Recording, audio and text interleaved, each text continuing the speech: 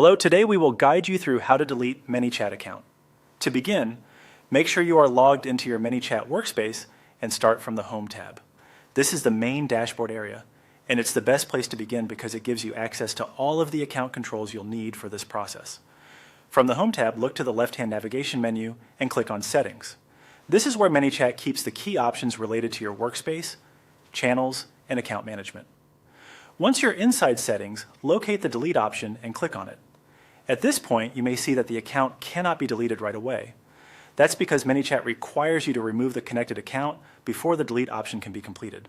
In other words, if this Manychat account is still linked to a channel or platform, you'll need to disconnect that first.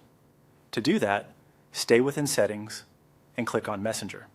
This section shows the Facebook Messenger connection associated with the account. In the Messenger area, find the option to remove the connected page or account and click on Remove.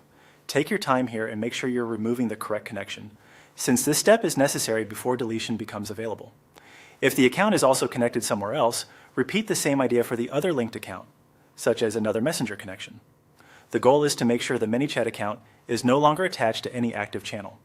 This is an important part of the process because Manychat won't allow full deletion while those connections are still in place.